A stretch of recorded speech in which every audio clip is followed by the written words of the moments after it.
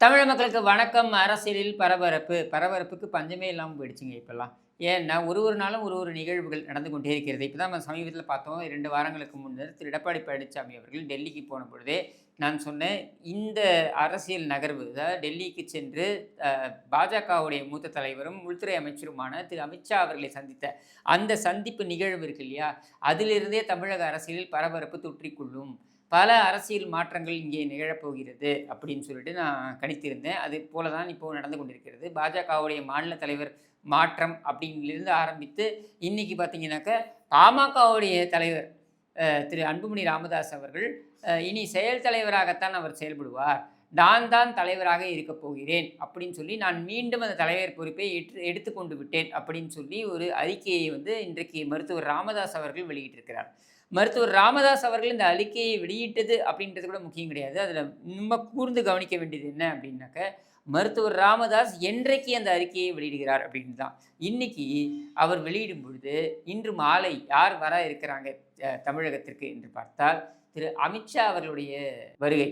அதாவது அமித்ஷா அவர்கள் சென்னைக்கு வர இருக்கிறார். 2 நாட்கள் தங்கப் போகிறார். இன்று மாலையும் நாளைக்கும் வந்து இருக்கப் போறாரு அப்படின்ற நிலையில, அவர் சில சந்திப்புகளை அங்க சந்திப்புகள் இருக்கும். அவர் தலைமையில சில சந்திப்புகள் இருக்கும் அப்படின்னு பேசப்படுகின்ற இந்த சூழல்ல தான் இந்த அறிவிப்பு வந்திருக்கிறது. திரு ராமதாஸ் அவர்களுடைய அறிவிப்பு வந்திருக்கிறது. ஏற்கனவே நம்ம பார்த்தோம், பாட்டாளி மக்கள் கட்சியை பொறுத்தவரைக்கும் அவங்களுக்குள்ள வந்து ஒரு சில கருத்து வேறுபாடுகள். இது வந்து எல்லா இயக்கங்களையும் இருக்கக்கூடியது தான். அதாவது ஒரு தலைவர் இருக்கும்பொழுது, தலைவருக்கும் துணைத் தலைவராகவோ அல்லது அ அந்த பொறுப்புல இருக்கக்கூடியவங்களுக்கு வந்து அவங்க சில அப்பாயின்ட்மென்ட்ட பண்ணணும்னு சொல்லுவாங்க. இவங்க அந்த அப்பாயின்ட்மென்ட்டுக்கு எதிர்ப்பு தெரிவிப்பாங்க. இது வந்து இயல்பா எல்லா கட்சியிலும் இருக்கக்கூடியது தான். எப்பவுமே நம்ம சொல்லுவோம் இல்லையா? ஒரு உரையில 2 வாள் இருக்க முடியாது அப்படின்னு சொல்லிட்டு. ஏன் அதிமுகலயே பார்த்தீங்கன்னாக்க, அது ஒற்றை தலைமை அப்படின்னு சொல்ல வேண்டிய அவசியம் ஏன் ஏற்படுதுன்னா, ஒருத்தர் தான் முடிவெடுக்க முடியும். அது சரி, தவறு அதெல்லாம் அதுக்கு அடுத்தது. ஆனால் ஒருத்தர் தான் அந்த முடிவெடுக்க முடியும் அப்படின்றதுக்காகத்தான் நம்ம வந்து ஒற்றை தலைமை அப்படின்றத வலியுறுத்திக் கொண்டே இருக்கிறோம். அப்படித்தான் வந்து பாமகலயும், அப்படித்தான் எந்த கட்சியிலயும். அப்போ அந்த கட்சியில இருக்கக்கூடிய இந்த ஒற்றை தலைமையாக யார் வந்திருக்காங்க அப்படின்னு பார்த்தீங்கன்னாக்க, இன்றைக்கு வந்து மருத்துவர் ராமதாஸ் நான் தான் தலைமை அப்படின்னு அவர் சொல்லி வந்து வலியுறுத்துறார். அது மட்டும் இல்லாம நான் வந்து வழிநடத்தப் போகிறேன் 2026 தேர்தலை பொறுத்தவரைக்கும். வேறு யாரையும் நடவடிக்கை எடுக்க நான் அனுமதிக்கப் போவதில்லை அப்படின்னு சொல்றாரு.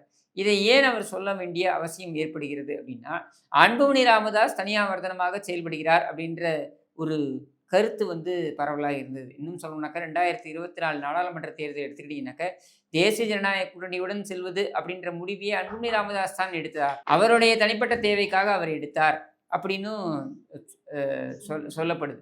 அப்ப அவருடைய தேவைக்காக அவர் எடுத்தார் என்றால், அதில் மருத்துவர் ராமதாஸ் அவர்களுக்கு உடன்பாடு இல்லையா என்றால், இல்லை அப்படின்னு தான் வந்து நம்மால வந்து இன்னைக்கு புரிந்து கொள்ள முடிகிறது.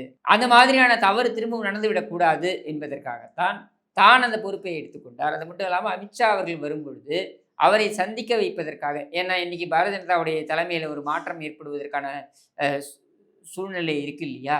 இப்படியான ஒரு சூழ்நிலையில எப்படியாவது அதை தடுத்து நிறுத்த வேண்டும் அப்படின்ட்டு ஒரு லாபி நடந்து கொண்டிருக்கிறது. இந்த லாபி நடப்பது அப்படின்றது இயல்பு தான். இது நம்ம தப்பு சொல்ல முடியாது.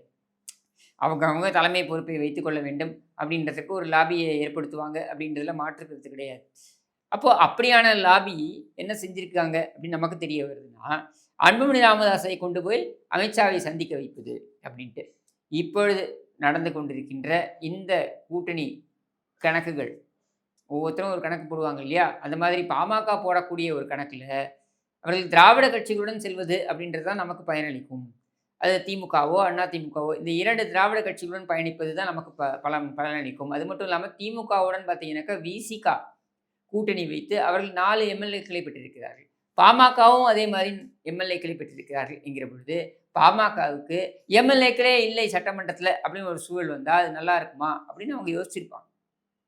அப்படி யோசிக்கும் பொழுது, விசிகாவுக்கு நிகரான பிரதிநிதித்துவத்தை நாம் பெற வேண்டும் என்றால், விசிக திமுகவுடன் தொடர்கிறது என்றால், நாம அதிமுகவுடன் செல்வது தான் சரியாக இருக்கும் என்று போடக்கூடிய கணக்கு தான் அ அவர்கள் எதார்த்தமாக போடக்கூடிய கணக்காக இருக்கும்.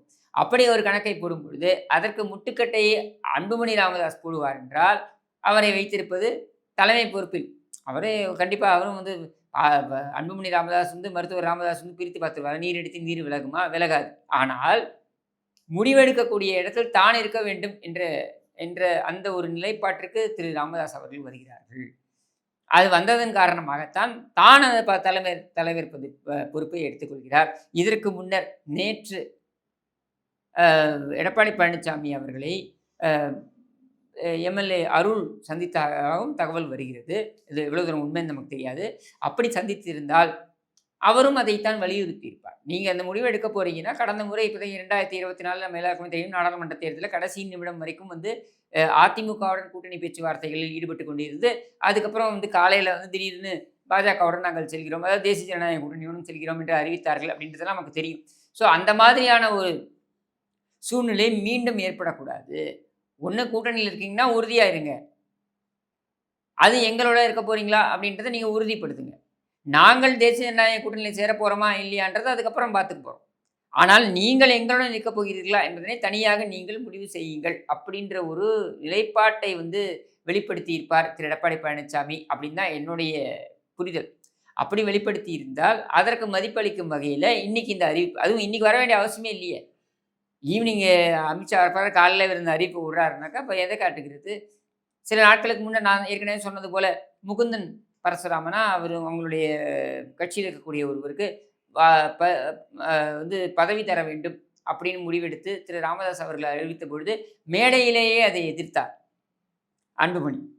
அதுக்கப்புறம் அவர் வந்து அந்த இவரு போய் பார்த்து, திண்டிவனம் தோட்டத்தில போய் அவர பார்த்து, அதுக்கப்புறம் வந்து அவங்க ஒரு உடன்படிக்கைக்கு வந்தார்கள் அப்படின்னு தான் சொல்லப்பட்டது. அது நமக்கு தெரியாது. அவங்களுடைய கட்சியோட உள் விவகாரம். அதுக்குள்ள நம்ம போக வேண்டிய அவசியம் கிடையாது. நாம் போக வேண்டிய அவசியம் கிடையாது முக்கியமாக. ஆனால் இவர்கள் இன்றைக்கு அறிவிக்கக்கூடிய அதாவது இன்னைக்கு மருத்துவர் ராமதாஸ் அறிவித்திருப்பது என்பது, எடப்பாடி பழனிசாமி அவர்களுடைய வெற்றியாகத்தான் நான் பார்க்குறேன். அதாவது ஒரு ஒரு ஸ்டெப்பா அவர் எடுத்து வைக்கிறார். முதல்ல அமித்ஷாவை சந்தித்தார். அமித்ஷாவை சந்திக்கிறார் என்பது கூட அதிமுகவுடைய 2ஆம் கட்ட தலைவர்களுக்கே தெரியாது. அதே மாதிரி பாஜகவுடைய மாநில தலைமைக்கும் தெரியாது. அத அவரே சொல்றாரு. யாரு? பாஜகவுடைய மாநில தலைமை என்ன சொல்றாரு? எனக்கு தெரியாதுங்க. யார் வேணாலும் போய் பார்க்கலாம் உள்துறை அமைச்சர். யாரை வேண்டுமானாலும் உள்துறை அமைச்சர் பார்த்துருவாரா? உள்துறை அமைச்சர் மக்களால் தேர்வு செய்யப்பட்ட பிரதிநிதி. உள்துறை அமைச்சர் அவர் யார வேணாலும் பார்க்கலாம். நீ பார்ப்பியா? ஒரு கவுன்சிலரா கூட நீ ஆகல. அரவக்குறிச்சியில நீ ஒரு கவுன்சிலர் கிடையாது. நீ பார்ப்பியா யாரை வேணாலும்? பார்க்க முடியாது. உன்ன வந்து யார வேணாலும் பார்க்க முடியுமா? கமலாலயத்தில பார்க்க முடியாது. அப்படின்னும் பொழுது யாரை வேண்டுமானாலும் அவர் சந்திக்கலாம்னு சொல்றதெல்லாம் வந்து தனக்கு விஷயம் தெரியலன்ற உண்மை. தான் அழைக்கப்படவில்லை. தான் கலந்து ஆலோசிக்கப்படவில்லை. அதை அதுக்கப்புறம் வந்த பல பேட்டிகள்ல அவரே பதிவு பண்றார். அவங்க என்ன வேணாலும் முடிவு எடுக்கலாம். அவர்கள் என்ன முடிவு வேண்டுமானாலும் எடுக்கலாம். அப்படின்லாம் அவர் வந்து சொல்றாருன்னா, எதுக்கு சொல்றாரு? தான் கலந்து ஆலோசிக்கப்படவில்லை என்பதனால் தான். அப்போ மிக தெளிவாக இந்த அரசியல் காய்களை திரு எடப்பாடி பழனிசாமி நகர்த்துகிறார். அது பாஜகவுடன் கூட்டணியா? நமக்கு தெரியாது. ஆனால் எதுவாக இருந்தாலும் அனைவருக்கும் அது வந்து நன்மை பயக்கின்ற வகையில் அது அமைய வேண்டும் என்பதில் மிக குறியாக இருக்கிறார். அதை அவர் ஏற்கனவே அந்த பிரஸ் மீட்லேயே அவர் சொல்லியிருப்பார். திமுக எதிர்ப்பு வாக்குகள் என்பதில் சேதாரம் ஏற்பட்டு விடக்கூடாது. இதுதான் நாம் சொல்லக்கூடியது. அப்ப அதற்கு என்னென்ன செய்ய வேண்டுமோ அது அனைத்தையும் நாம் செய்ய வேண்டும் அப்படின்னு சொல்லிட்டு. அந்த காய் நகர்த்தல்ல முதன்மையானது அமித்ஷா அவர்களை அவர் சந்தித்தது. 2½ மணி நேரம் அவர்கள் பேசியது. 2½ மணி நேரம்லாம் அவர் உள்துறை அமைச்சர் உட்கார்ந்து பேசிட்டு இருக்க மாட்டார். எல்லார்ட்டயும். அங்க பேசுறாருன்னா அவருக்கு தெரிகிறது. திமுக அகற்றப்பட வேண்டும். திமுக ஆட்சி அகற்றப்பட வேண்டும் தமிழகத்தில் அப்படின்றத மிக தெளிவாக அவர்கள் புரிந்து வைத்திருக்கிறார்கள். அதன் தொடர்ச்சி, அதன் நீட்சியாகத்தான் நான் இப்ப பார்க்குறேன். என்ன? கே.என். நேரு வீட்ல ரெய்டு. அவர் பையன் அருண் நேரு வீட்ல ரெய்டு. அவர் தம்பியை கூட்டு போய் விசாரணை பண்றது. இதெல்லாம் அதோடைய ஆரம்பம் தான். 10 அமைச்சர்கள் எனக்கு தெரிந்து இந்த பட்டியலில் இருக்கிறார்கள். இந்த 10 அமைச்சர்கள். நான் சொல்வேன், ஸ்டாலின், உதவாநிதி, சபரீசன் இந்த மூவரையுமோ அல்லது இந்த மூவரில் ஒருவரையோ கைது செய்து இவர்கள் சிறையில் அடைக்க வேண்டும். ஏனென்றால் இந்த ஊழலுக்கு நேரடி தொடர்பில் இருப்பவர்கள் இவர்கள் என்பது என் நம்பிக்கை. அப்ப இவர்கள் கைது செய்யப்பட வேண்டும். அது இந்த தேர்தலுக்கு முன்னால் நடக்க வேண்டும்.